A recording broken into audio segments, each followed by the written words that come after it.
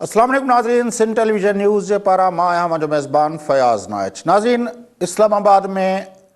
धरणो सरकारी मुलाज़मनि जो हलंदड़ आहे। जॾहिं त असांखे इहे कलोके प्रोग्राम में बि अॼु गुफ़्तगू थी हुई त इहे साॻिए क़िस्म जा असांखे मंज़र नज़र आया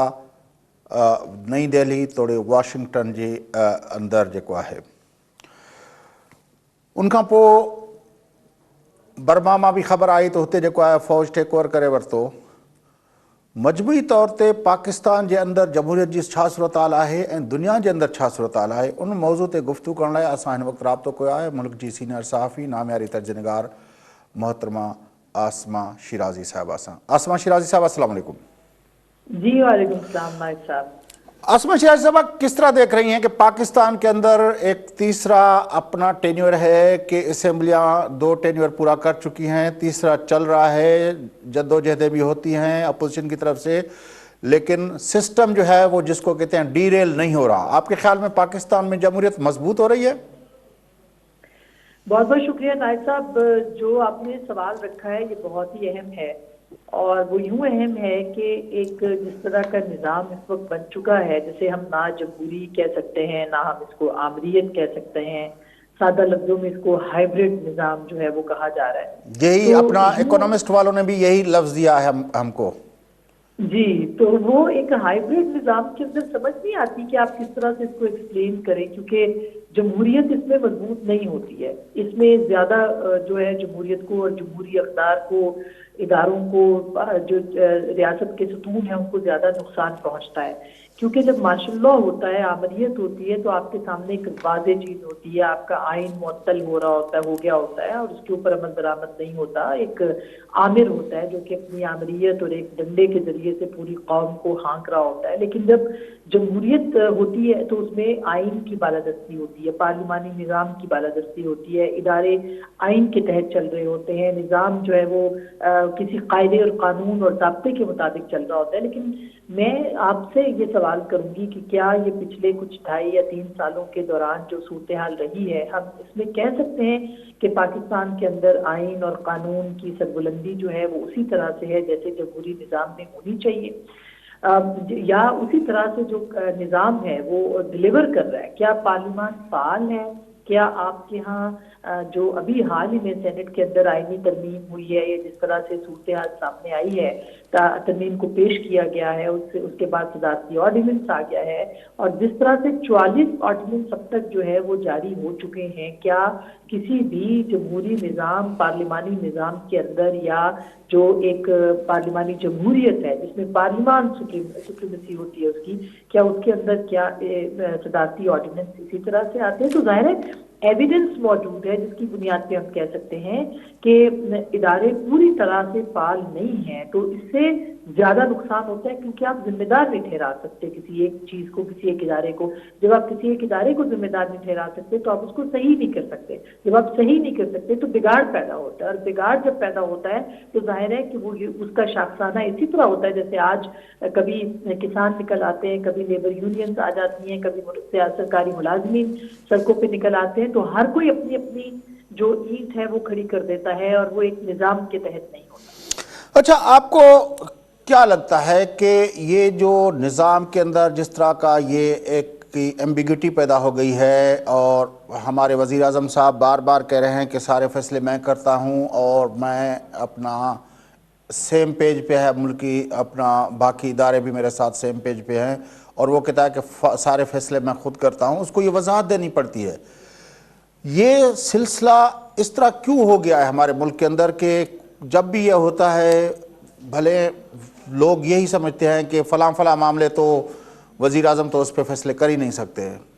वज़ारत दिफ़ा जो होती है उसका जो अपना सरबराह होता है, वज़ीर दिफ़ा जो होता है वो तो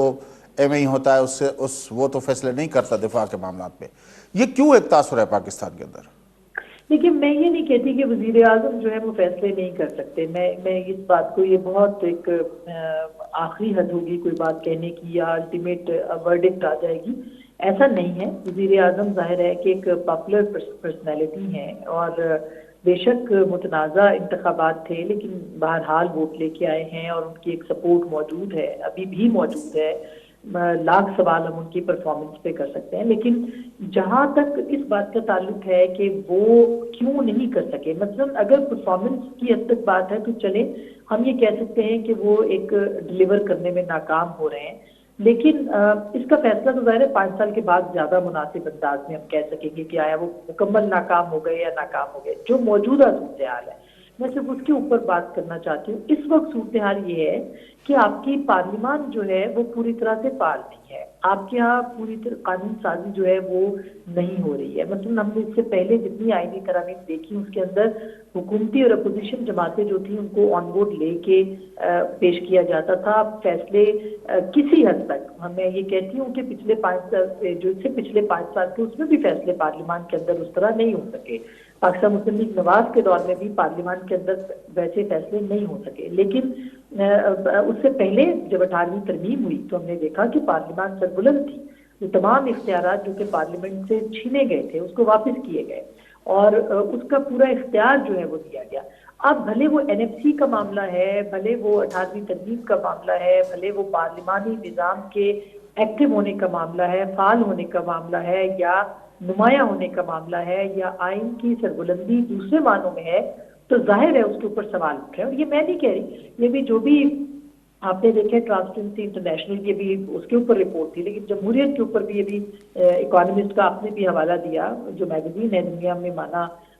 جانا مانا میگزین ہے اور بڑی اس کی بڑا وہ جو مستند ہر سال ڈیموکریسی انڈیکس دیتے ہیں پوری دنیا کی۔ جی،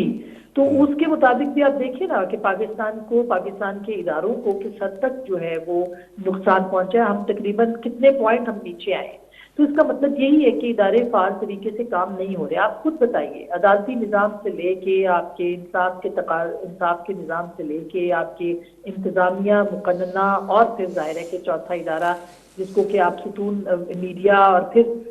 ایک اور بھی ادارہ ہے جو کہ نہیں ہے اس 4 ستونوں کے اندر لیکن وہ سب سے بڑا ستون مانا جاتا ہے، یعنی کہ پاکستان کی اسٹیبلشمنٹ۔ تو وہ یہ سب کے سب جو ہے اس وقت آپ مجھے بتائیں کون سا ایسا ادارہ ہے جو کہ بالاتر ہے؟ تو بالاتر جو ادارہ ہے ہونا چاہیے آئین کے مطابق وہ تو پاکستان کی پارلیمنٹ کو ہونا چاہیے، لیکن ایسا نہیں ہے انفارچونیٹلی۔ تو اسی کو سامنے رکھتے ہوئے ہم کہہ سکتے ہیں کہ پاکستان میں جو واحد ادارہ ہونا چاہیے تھا اس کی سپریمیسی نہیں ہے، اور پاکستان کی جو جمہوریت ہے اس کے اوپر تلوار لٹک رہی ہے۔ پارلیمنٹ ہے اور وہ الیکٹڈ ریپریزنٹیٹیوز اس میں ہوتے ہیں، ہم دیکھتے ہیں کہ وہ 64 لوگ ایک اجلاس کر کے سینیٹ کے اندر جاتے ہیں تو وہاں پہ وہ 50 بھی پورے نہیں ہو پاتے جب کاؤنٹنگ ہوتی ہے۔ اب آج کل ویڈیو چل رہی ہے کہ ایک بڑی اپنا گڈیاں پڑی ہیں، اپنا پیسوں کی بانٹ رہے ہیں، لے رہے ہیں، دے رہے ہیں، یہ کاروبار ہوتا رہا ہے۔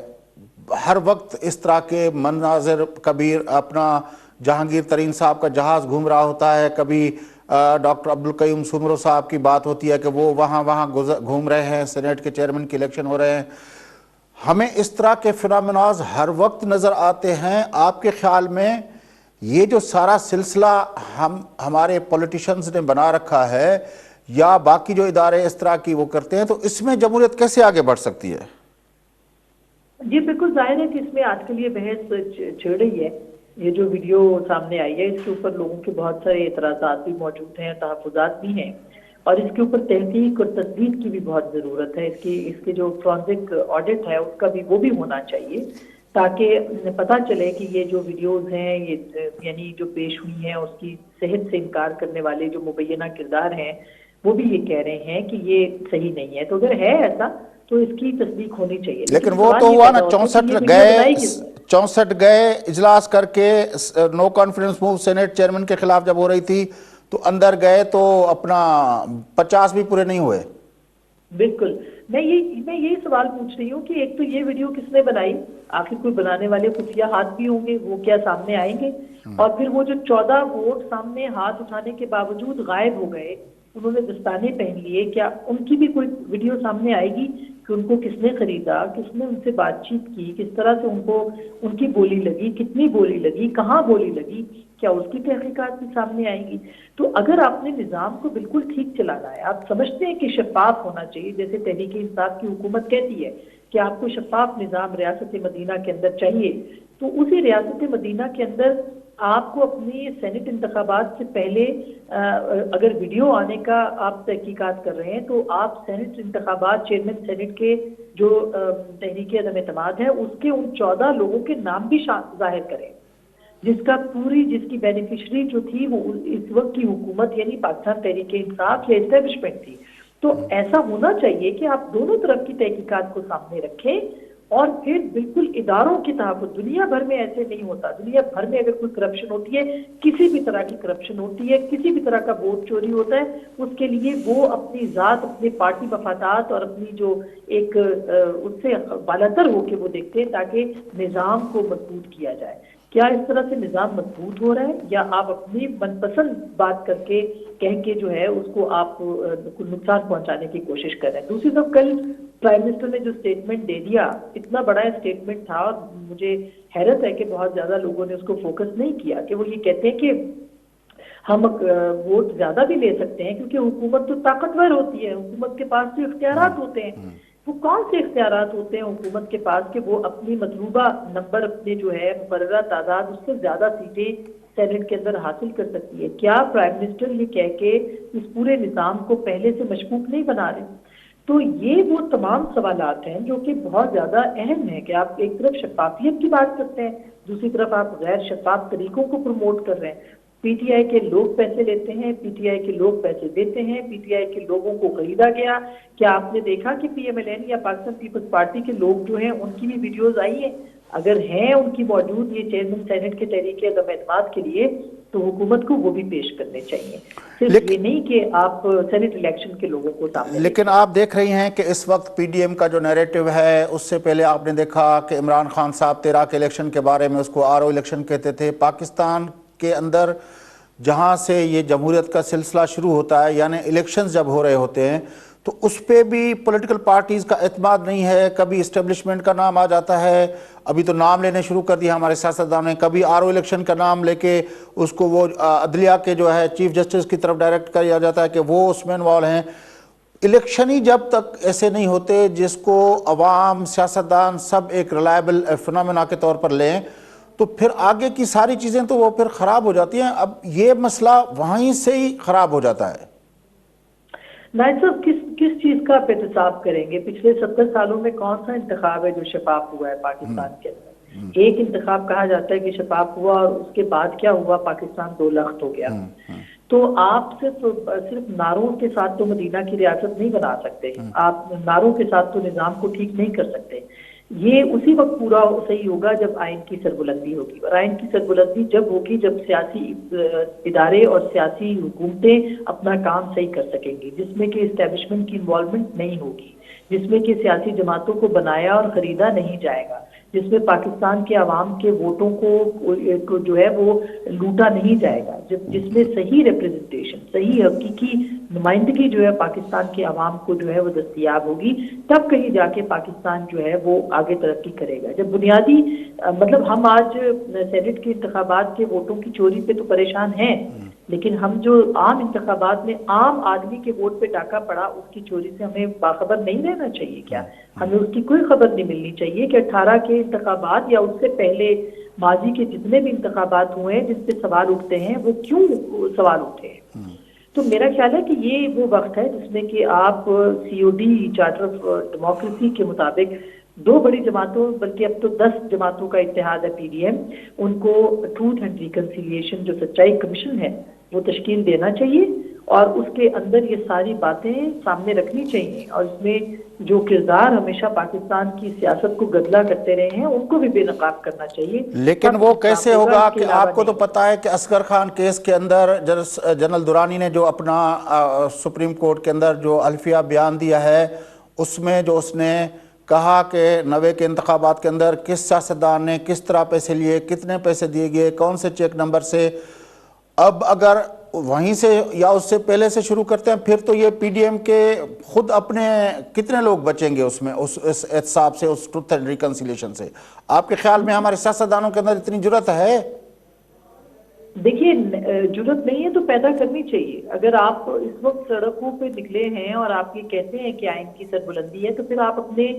سچائی کمیشن میں یہ تعین کر دیں کہ کہاں کہاں کس کس نے غلط کردار ادا کیا، اور اس کے اوپر وہ قوم سے معافی مانگ کے آگے تو بڑھ سکتے ہیں.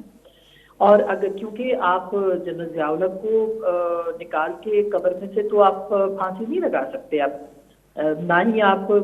جنرل یحییٰ کو نکال کے لگا سکتے ہیں، نہ آپ جنرل ایوب کو لگا سکتے ہیں. آپ یہ کام نہیں کر سکتے. آپ تو جنرل مشرف کا بھی کچھ نہیں بگاڑ سکتے، نہ بگاڑ سکے ہیں. تو پھر لیکن قوم کو ایک سچائی، ایک کھلا ڈائلاگ، ایک مکالمہ ضرور قوم کے سامنے ہونا چاہیے کہ کس کس نے کیا کیا کچھ کیا،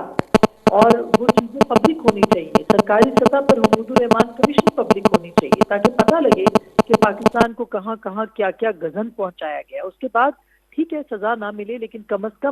کم قوم سے معافی کے طلبگار تو کچھ لوگ ہوں گے اور ہونے چاہیے. لہذا یہ کام جتنی جلدی ہونا چاہیے وہ اتنا بہتر ہے. ادروائز اسی طرح حادثوں اور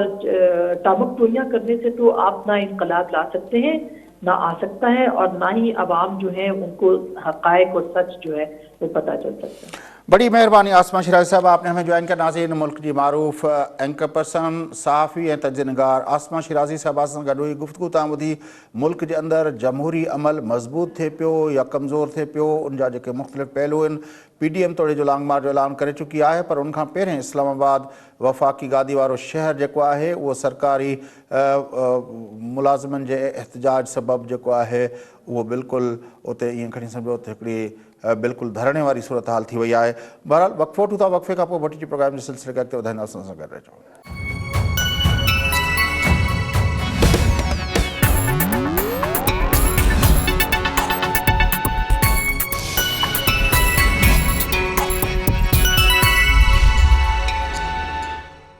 ویلکم بیک ناظرین. اچھت پروگرام کے سلسلے کے اگتے وڌائوں گفتگو کیوں تھا ملک کے نامیار اسکالر اگونے وفاقی سیکریٹری محترمہ بینظیر بھٹو صاحبہ جنہیں وزیر اعظم ہوئی، ان کے پرنسپل سیکریٹری سید محب اللہ شاہ صاحب سے ان سے گفتگو کنداسوں. ملک کے اندر جمہوری جو پروسیس ہے انہی کے اندر کہڑا فلاز ہیں جو پاکستان میں جمہوریت پنجا پیر نتھی کھپائے سگے. ناظرین، تاں یاد ॾियारींदा हलूं त सैयद महबूब शाह साहब कुछ अरसो अॻु में हिकिड़ी कॉन्फ्रेंस खे ख़िताब कंदे पाकिस्तान जे निज़ाम जे बारे में चयो हो त इहा दरअसल जेका जमहूरियत चई वञे पई उहा ओलिगार्की आहे, उहा जमहूरियत न आहे. उहा उनखां पोइ साईं सां उहो डिस्कशन थिया हुआ. पर अॼु जॾहिं पंहिंजो डेमोक्रेसी इंडेक्स जे हवाले सां पाकिस्तान खे हाइब्रिड पंहिंजो निज़ाम चयो वियो आहे ऐं न जमहूरियत मुकमिल जमहूरियत न फ्लॉड डेमोक्रेसी, ॿिन्ही मां कंहिं बि हुन में पाकिस्तान खे न विधो वियो आहे. ऐं ख़ुदि साॻे वक़्तु असां वटि नज़र अचे थो त मुख़ालिफ़ धुर जी पारां जेको आहे जमहूरियत जी बहाली ऐं जमहूरी इदारनि जी बालादस्ती जे हवाले सां जेके एफर्ट्स वरितियूं पियूं आहिनि, जेका जदोजहद हलंदड़ आहे, उहा सॼी शइ असांखे किथे वठी वेंदी, मुल्क में जमहूरी निज़ाम जे अंदरि कहिड़ियूं रिक्वायरमेंट्स आहिनि, उहे कीअं पूरियूं थी सघनि थियूं, उन सॼे मामले ते गुफ़्तगू करण लाइ असां राब्तो कयो आहे साईं महब अल्ला शाह साहब सां. अचो था गुफ़्तगू खे अॻिते वधायूं. सैयद महब अल्ला शाह साहब, सलाम अलैकुम. साईं, कीअं था ॾिसो शाह साहब, तव्हां काफ़ी अरसा अॻु में चयो हुयो त हीअ जेका आहे जमहूरियत न आहे, हीअ ओलिगार्की आहे. हाणे जेको आहे दि इकोनॉमिस्ट वारनि जेको पंहिंजी जेका डेमोक्रेसी इंडेक्स जारी कई आहे उनमें चयो अथऊं त हीअ हाइब्रिड सिस्टम आहे. कीअं था ॾिसो तव्हां पंहिंजे कमेंट खे ऐं इकोनॉमिस्ट जे उन पंहिंजो कैलकुलेशन खे? शाह साहब, ॻाल्हि इहा आहे त पाकिस्तान में जेकॾहिं घणो अरसो ॾिसूं पाकिस्तान जी तारीख़ में त असां वटि स्टेबल या हिकिड़ो पाइदार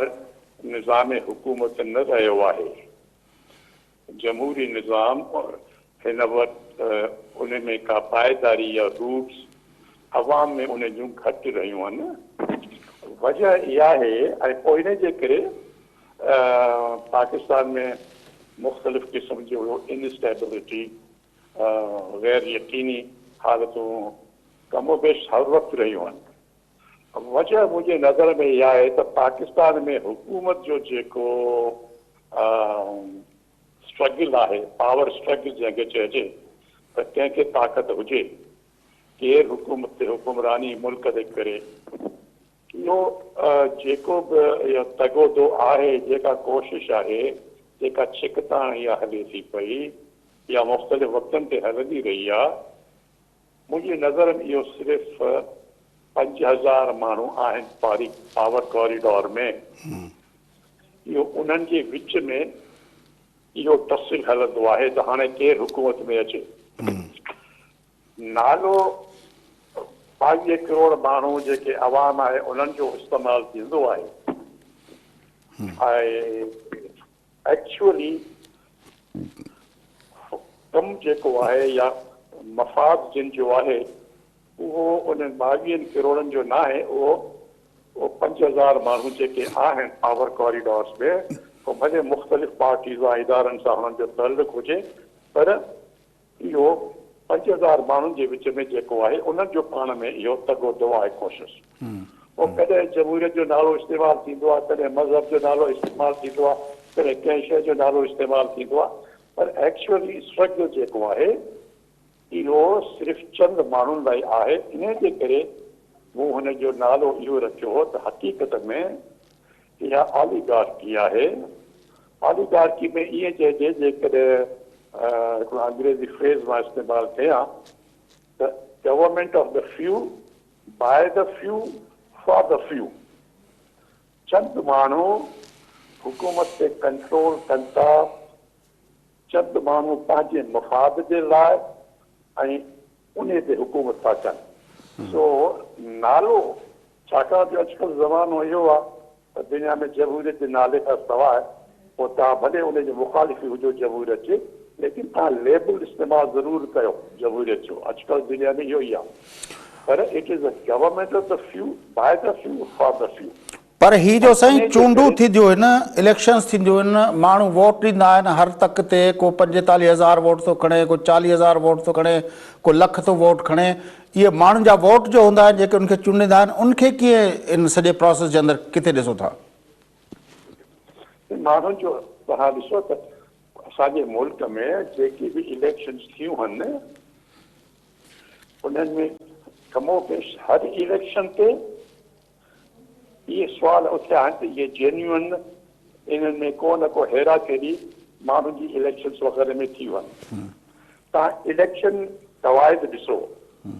जेके रूल्स रेगुलेशन आहिनि, हाणे अॼुकल्ह हले थो न, और सेनेट जी इलेक्शन में इहा ॻाल्हि आदम आश्कार थी वई आहे, जेको हाणे इहे वीडियोज़ हलनि था पिया। पर उन्हनि वीडियोज़ खां अलावा आम जॾहिं जनरल इलेक्शन्स में तव्हां ॾिसो त केतिरा ई क़वानीन आहिनि मुल्क जा जिन जी भञकड़ी थींदी आहे इलेक्शन्स में। ऐं जेकॾहिं मसलन ख़ासि तौर ते त सूबाई या क़ौमी असेंबली जी इलेक्शन जे लाइ हद मुक़ररु कयल आहे त हेतिरनि पैसनि खां वधीक तव्हां ख़र्च नथा करे सघो, पर हर कंहिंखे ख़बर आहे त उन खां 8 10 20 पैसा ख़र्च थींदा आहिनि। इहो आम नॉलेज आहे, पर जेकॾहिं इहा सभिनी खे ख़बर आहे त पोइ इहो हिकिड़ो कारण या वजह थी सघे थी उन्हनि माण्हुनि खे डिस्क्वालीफाई करण जी। इहो कानून आहे न, पर असांजे मुल्क जे अंदरि त असांजे मुल्क जे अंदरि त 62 63 जेको चवनि था आर्टिकल 62 63 जंहिं मुताबिक़ अमीन ऐं सादिक हुजण जो जेको सर्टिफिकेट जारी थींदो आहे क्वालिफिकेशन लाइ, ही जेके पैसा वठण वारा अमरा आहिनि जंहिंजूं वीडियोज़ हलनि थियूं, या जेके 62 माण्हू हुया ऐं उहे जॾहिं सेनेट जे चेयरमैन जी पंहिंजो ख़िलाफ़ अदम एतबार थी, उहे 62 माण्हू हिकिड़ी जाइ ते वेठा हुया, मीटिंग करे उथिया, ऐवान में विया त उहे 50 बि न थी सघिया। उहे जेके 14 फिरी विया उहे बि त सर्टिफिकेट वठी आया हुया पंहिंजो सादिक अमीन हुजण जो। त सादिक अमीन जा सर्टिफिकेट त लामाला उहा असांजा जेके जज साहिबान हूंदा आहिनि, जेके आरओज़ हूंदा आहिनि। ॾिसो न, हाणे तव्हां असली ॻाल्हि हिते आहे त तव्हां सुप्रीम कोर्ट त वॾी ॻाल्हि आहे, होॾे वञण जी ज़रूरत बि न आहे छोटी मोटी ॻाल्हियुनि लाइ। क़वानीन ते अमल कयो त रजिस्ट्रेशन ऑफिसर जेको आहे उनखे एॾा अख़्तियार आहिनि त उहो कानून खे इन्फोर्स करे सही तौर ते। ऐं जेकॾहिं सही तौर ते कानून इन्फोर्स थिए, असांजा इलेक्शन रूल्स जेके आहिनि ऐं उन्हनि में जेको फाइनेंशियल कंपोनेंट आहे त उन्हनि जी हर कंहिंखे ख़बर आहे त 90% उम्मीदवार उनखे वायोलेट कनि, भञनि था उन कानून खे। लेकिन कई ट्रिब्यूनल में जेके इलेक्शन ट्रिब्यूनल थियूं या जेको RO आहे रजिस्ट्रेशन ऑफिसर रिटर्निंग ऑफिसर किथे बि उहे माण्हू डिस्क्वालीफाई कोन था थियनि जेकॾहिं कि इलेक्शन पिटीशन वञनि थियूं त कई साल हलंदियूं आहिनि पोइ तव्हां जेकॾहिं उते हेठि लेवल ते कानून खे इन्फोर्स कयो माण्हू डिस्क्वालीफाई जेकॾहिं उते थियनि त पोइ हिकु त इहा आदत जेका आहे सा बंदि थींदी नंबर ॿियो नवनि माण्हुनि जे लाइ मौक़ा खुलंदा त उहे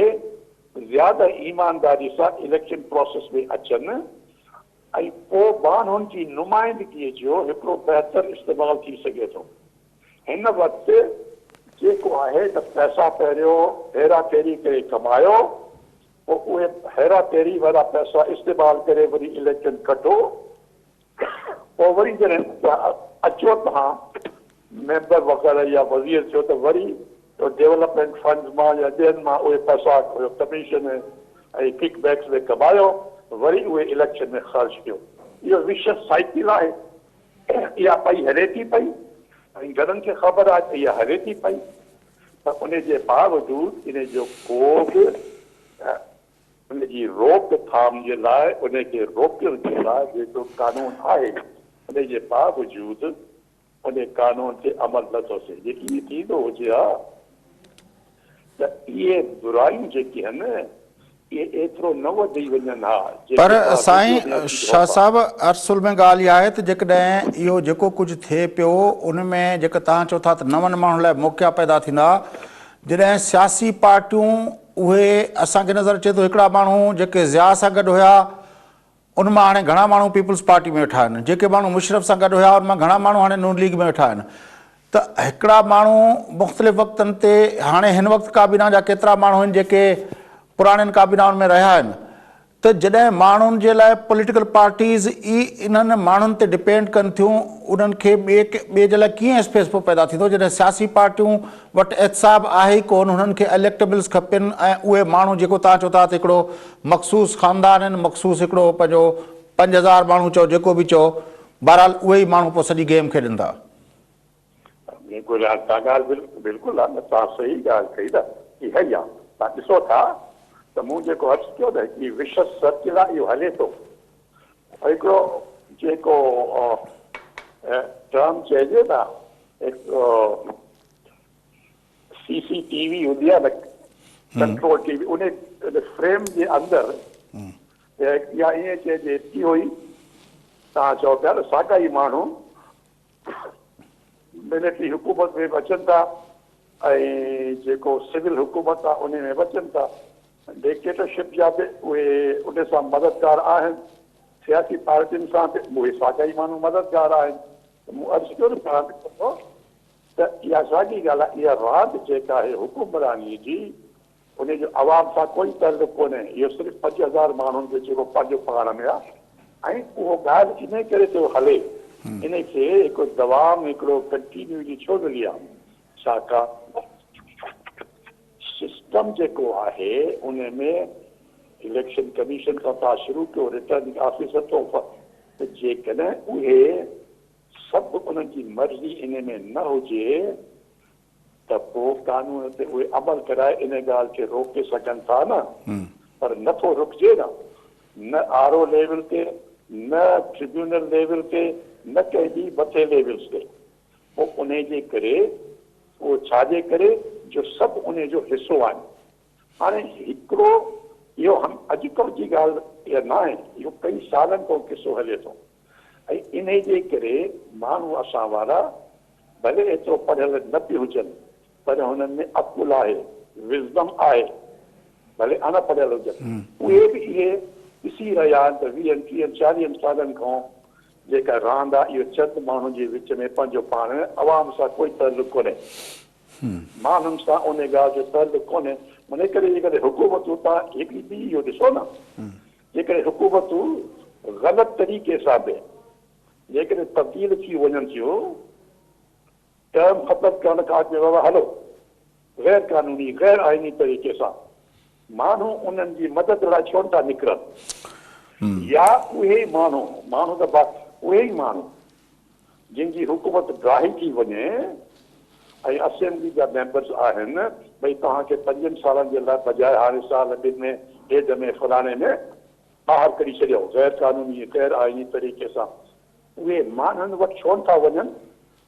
अपील टू पीपल बाबा असां सां ज्यादती थी आहे असां तव्हांजा नुमाइंदा आहियूं तव्हां असांखे छूटियो आहे असां तव्हांजे हक़नि जे लाइ असेंबली वञी वेंदा कमु कंदा हो उहे बि कोन था वञनि ऐं माण्हू बि हुननि लाइ कोन था निकिरनि पर हाणे जो ही PDM जे प्लेटफॉर्म तां 11 पार्टियूं मौलाना फजल रहमान बिलावल भुट्टो ज़रदारी साहब नवाज शरीफ जी न्याणी मरियम नवाज साहिबा इहे सभु जो निकितल आहिनि जंहिंमें ANP भी शामिल आहे पंहिंजो त बलोच नेशनलिस्ट भी शामिल आहिनि अचकज़ई साहब भी शामिल आहे त ही जो सभई निकितल आहिनि तव्हांजे ख़्याल में हिन मां तव्हांखे लॻे थो त जमहूरी इदारनि जी बालादस्ती या मुल्क में जमहूरियत जी पंहिंजो जेको बहाली वारो ख़्वाबु आहे उहो साबित थी सघंदो सही हिन में कमो के सभु माण्हू उहे आहिनि सभिनी लाइ ज़ाती तौर ते सभिनी लाइ इज़त आहे पर ॻाल्हि आहे त इहे सभु रहिया आहिनि हुकूमत में मुख़्तलिफ़ वक़्तनि ते त जमहूरियत जो उन वक़्त में छा हाल रहियो आहे ॿी हिकिड़ी ॻाल्हि ॾिसो त तव्हां ॻाल्हि कई न त जमहूरियत जेका आहे पार्टीज़ वग़ैरह जे अंदरि सिस्टम में न आहे अंग्रेज़ी में हिकिड़ो लफ़्ज़ आहे एग्ज़िस्टेंशियल थ्रेट हाणे सिंधीअ में हुनजो भरे था जो तर्जुमो कयो ॻाल्हि आहे त जेकॾहिं जमहूरियत जा जेके वैल्यूज़ आहिनि ऐं जेके उसूल आहिनि जेकॾहिं उहे पार्टी जे अंदरि उन्हनि ते अमल कयो वञे हुकूमत त बाद में ईंदी न पहिरियों जेकॾहिं डेमोक्रेटिक पार्टीज़ आहिनि जेकी बि कंहिंजो नालो नथा खणूं पर जेकी पार्टीज़ आहिनि जेकॾहिं इहे जमहूरी उसूल जे उन्हनि जे पार्टीज़ जे अंदरि उन्हनि ते अमल थिए त घणा जेके लीडर्स आहिनि उन्हनि मां के they would not remain as a leader सो जमहूरियत जे उसूल खे के लीडर साहिबान सम्झंदा as a threat to their own leadership वो नॉमिनेट कंदा पंहिंजी टीम खे ऐं या हिकिड़ो सतही तौर ते इलेक्शन जो नालो ॾींदा पर अक्सर उहे दे cannot afford to have real democracy in the within the party because that will be an existential threat to their leadership Shah साहब पोइ इन मां निकिरण जो कहिड़ो तरीक़ो थींदो ही जेको आहे इहो सिस्टम जीअं तव्हां चओ था त विशियस सर्किल आहे इहो सर्किल सर्वाइव पियो कंदो या तव्हां सम्झो था त ही जेको ही इंटरनेट ऐं ही जेको इंफॉर्मेशन टेक्नोलॉजी जो रेवोल्यूशन आयो आहे इहो माण्हुनि खे किथे न किथे इन तरफ़ वठी वेंदो या को ॿियो अहिड़ो एलिमेंट जेको कैटलिस्ट जो किरदारु अदा कंदो ऐं इहो विशियस सर्किल टुटंदो सही ॻाल्हि ई आहे त ईअं त उमेद इंसान खे हुजे पर हक़ीक़त पसंदि आहे न जेकॾहिं माण्हू पाकिस्तान जी हालतुनि खे ॾिसे मां हिकिड़ो ॻाल्हि पोइ तव्हांखे अर्ज़ु कयो कई साल मूंखे मुल्क जो नालो यादि नथो अचे साउथ पैसिफिक में नंढा नंढा जेके मुल्क आहिनि उन्हनि हिकिड़े मुल्क में अॼु खां पोइ 8-12 सालनि जी ॻाल्हि आहे पोइ कंहिं मां पंहिंजे आर्टिकल में उन जो ज़िक्र कयो उन में इहो थियो त उहा पार्लियामेंट जेकी उनखे गैर कानूनी तरीक़े सां उनखे डिसमिस करे ऐं पार्लियामेंट बंदि करे छॾियो आहे हलो हुकूमत थी वई पार्लियामेंट में डिसमिस थी वई ऐं असां नई ॿी था हुकूमत का अचे गैर कानूनी तरीक़े सां थियो पोइ उन्हनि छा कयो उन पार्लियामेंट जी बिल्डिंग जेका आहे उनखे त तालो हणी छॾियो त उन पार्लियामेंट जी बिल्डिंग जे साम्हूं जेका वॾी लॉन हुजे त उहे मेंबर साहिबान या उहो जेको स्पीकर या मेंबर आहे उन्हनि चयो त भला हाणे असां पार्लियामेंट जे अंदरि वेहूं या ॿाहिरि आहियूं त नुमाइंदा आहियूं न माण्हुनि जा त उते वॾो हिकिड़ो वण जेको हुयो उन लॉन में उन्हनि चयो असां हिते पार्लियामेंट जो सेशन था कयूं तव्हां दर बंदि करे छॾिया न सो उते लॉन में खुलियल लॉन में हुननि पार्लियामेंट जो पंहिंजो सेशन कयो पहिरियों थोरा माण्हू आया मेंबर्स 2 ॾींहं ते ज़्यादा आया, 3 ॾींहं ते ज़्यादा आया, ऐं जॾहिं इहा कमिटमेंट ॾिठो मेंबर्स जी टू डेमोक्रेटिक प्रिंसिपल्स, त पोइ माण्हू आम माण्हू बि अची शामिल थिया। उहे पार्क जे चौधारी उहे बि अची ॾिसण था पार्लियामेंट जो सेशन थो हले। उन एॾो प्रेशर पैदा कयो, एॾो हर जेका गैर कानूनी ॻाल्हि थी उहा वापसि वरिती वई पीसफुली। पोइ साॻियो ई असेंबली जो दरवाज़ो खुलियो,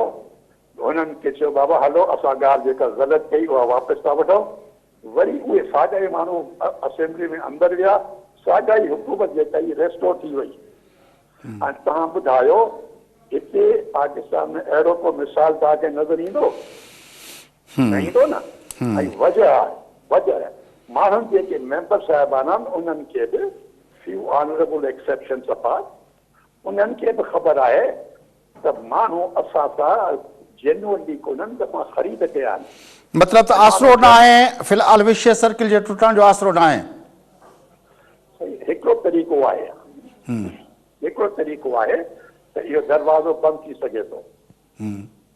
इहो तरीक़ो इहो आहे, ऐं मां उन ते लिखियूं बि आहिनि आर्टिकल्स। उहो तरीक़ो इहो आहे त तव्हां जेकॾहिं ॿ ॻाल्हियूं हिन मुल्क में छाकाणि इहे पार्लियामेंट्री सिस्टम में ई रहिजे, छाकाणि असां मुश्किल इहो आहे जेकॾहिं कंहिं ॿिए सिस्टम जो नालो खणूं था, मसलन सिदारती निज़ाम आहे, त पोइ छा थो थिए त उहो वरी ॿिया जेके आहिनि अंसर एलिमेंट उहे उनखे वरी मिसयूज़ करे उनखे वरी ग़लति नमूने सां वरी हिकिड़ी ऑटोक्रेसी पैदा थी थिए। त उहो छॾियो उनखे। उनजो तदारक इहो आहे त भई 5 सालनि जे बजाए तव्हां असेंबली जी लाइफ जेका आहे उहा कयो 4 साल, ऐं उन 4 सालनि में उनखे को बि नो कॉन्फिडेंस मोशन न हुजे, उनखे डिस्टेबलाइज करण जी को कानून में गुंजाइश न हुजे। हिकु त 5 सालनि खां घटि कयो त उन करे जेके इलेक्शन में हाराइनि था उन्हनि खे इहा उमेद हूंदी त भई हाणे वरी जल्दी इलेक्शन थींदी 4 सालनि में। पर इहो ऑप्शन कढी छॾियो त भई 4 साल थी थिए इलेक्शन, असां पार्लियामेंट ई चऊं थैंक यू वेरी मच। इहो हक़ हुकूमत राइण जो सियासत इहा ज़रूरु हिकिड़ो फंडामेंटल ॻाल्हि आहे, प्रिंसिपल। हुकूमत ठाहिण या हुकूमत ड्राहिण उहो त अवाम सावरेन न ख़ुदि मुख्तियार अवाम खे हक़ हुजे त हुकूमत केरु ठाहे थी, कॾहिं कहिड़ी ठहंदी, ऐं जेकॾहिं उहा अवाम जो कॉन्फिडेंस विञाए थी त वरी अवाम खे हक़ हुजे। हाणे छा थो थिए त नालो अवाम जो थो थिए, पर उहो जेको 5,000 जी ॻाल्हि कई न त उन्हनि जे विच में जेकॾहिं किन जा मफ़ाद नथा थियनि पूरा असदनि। हाणे बि इहा ॻाल्हि हले थी ऐं वक़्तनि ते हलंदी आहे। जेकॾहिं 10 माण्हू मेंबर जेके आहिनि पोइ सूबाई असेंबली हुजे या क़ौमी असेंबली हुजे, 10 माण्हू या 15 माण्हू उहे जेकॾहिं कंहिं तरीक़े सां तव्हां साईं टाइम पूरो थियण वारो आहे। मुंहिंजे ख़्याल में त ॻाल्हि तव्हां पूरी कयो पंहिंजी त पोइ असां जी सर ॻाल्हि आहे त जेकॾहिं फिक्स टर्म हुजे 4 साल ऐं उन्हनि 4 सालनि में हुकूमत खे हटाइण या नो कॉन्फिडेंस करण जी इजाज़त न हुजे त पोइ इहे लालच करण जा मौक़ा ख़तम थी वेंदा ऐं पोइ हुकूमत गवर्नेंस जेको आहे अवाम जा मसइला उन्हनि ते तवजो ॾींदी न साॻे वक़्त में रुगो भॼा पंहिंजी जान बचाइण लाइ ऐं ऑपोज़िशन ॾिसंदी, छाकाणि जो दरवाज़ो खुलियल आहे कॾहिं बि हुकूमत खे लाहिण जो, हेठि लाहिण जो। वॾी महिरबानी साईं मुहिबुल्लाह शाह साहब तव्हां असांखे जॉइन कयो। नाज़रीन साईं मुहिबुल्लाह शाह मुल्क जा मारूफ़ स्कॉलर मेरा तजदीदगार सां गॾु आहे। गुफ़्तगू तव्हां ॿुधी त 4 साल टेन्योर कयो वञे ऐं हुकूमत लाहिण जो या ख़तमु करण जो नो कॉन्फ्रेंस वग़ैरह जो ऑप्शन ख़तमु कयो वञे ताकी हुकूमत जेका अचे उहा फोकस करे पंहिंजे कम ते, न कि इन मामले में परेशान हुजे त हाणे जेको ही एहतजाज थियनि था पिया उन मां जान कीअं छॾाइजे। नाज़रीन सां गॾु प्रोग्राम जो वक़्तु पूरो थिए थो। पंहिंजे मेज़बान फयाज़ नशकीदा इजाज़त